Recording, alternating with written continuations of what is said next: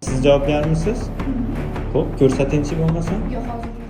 Bu video kecha Instagramda katta muhokamalarga sabab bo'ldi. Videoda biz bog'chani issiqligini tekshirgani kelganmiz va bildikki, bog'cha haqiqatda issiq va 100% norma talablariga javob beradi.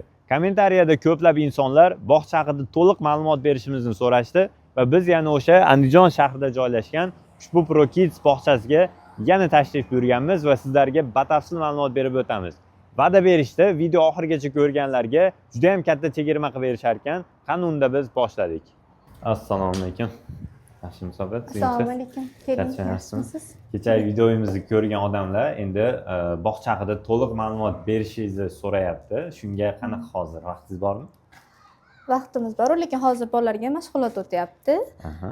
Как раз shu mashg'ulotlarda o'tayotganlarni ham ko'rsatamiz. Bo'ldi, mashg'ulotlarni ham ko'rsatib o'tamiz. Mana o'tgan safar tushuntirganimdek bu yer koridorimiz, issiq, o'zingizdan bilayotgandirsiz. Ancha issiq. Ha, aniq siz. Hali ham issiq ekan. Ha, issiq olasizda. Mana bolalarimiz hozir qolgan qizlarimiz qolibdi, qolgan bolalarimiz karateda.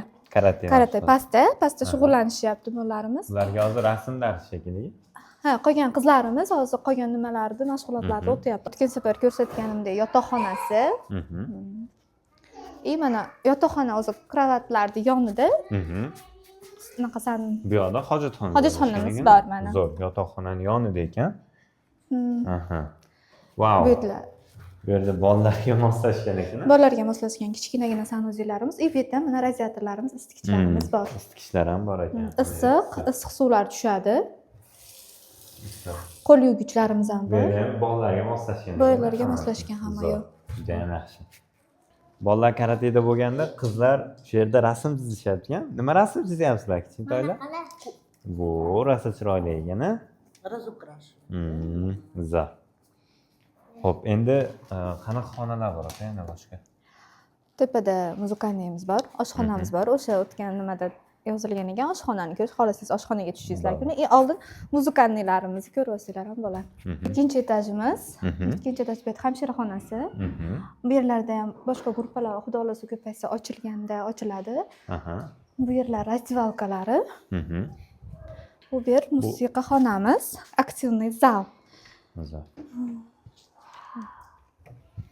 Hozir yangi bayram munosabati bilan chiroyli qilib bezatib qo'yiladi. Chiroyli qilib bezatib qo'yibsizlar. Zo'r. Juda ham yaxshi.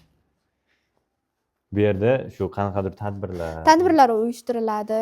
Bolalarni chiroyli musiqa raqslarga o'rgatadigan bo'lsa, shu yoqqa chiqib, musiqani o'qituvchimiz raqs o'rgatadi.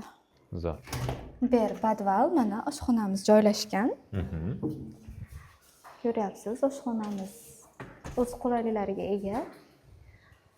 Haqiqatda toza, sharoitlari zo'r. Radiatorlari bor. Dietolog tomonidan tuzilgan 10 kunlik menyuimiz, oldindan tuzilgan 10 kunlik menyuimiz, shunga qarab taomnoma qilinadi. Hatto grammlarigacha ajratilgan bolalarga. Qancha grammlarigacha. Ya'ni ota-onalar bilib turadi. Bilib turadi. Biz ham gruppamiz orqali so'rovnoma o'tkaziladi. Taomnomani har doim tashlab beramiz. O'zi kuniga necha mahal berasizlar sizlar bolalarga? Kuniga 4 mahal beriladi. Ertalabki nonushtamiz, albatta 2 xil, birinchi va ikkinchi taomnoma va kechqurungi birorta shirinlik, 2 piroshka shunaqalar qilinadi. Umumiy 4 mahal. Umumiy 4 mahal ovqat qo'yiladi. Zo'r. Pro Kids bog'chasini o'zingizlar ko'rdinglar. Yana ham qanaqadir qo'shimcha savollaringiz bo'ladigan bo'lsa, ushbu raqamlarga qo'ng'iroq qilinglar. Manzil Andijon shahar sobiq XBK ko'chasida joylashgan. Aytgancha, yangi yil oxirigacha ota-onalar uchun katta chegirma qilib berishyapti ekan.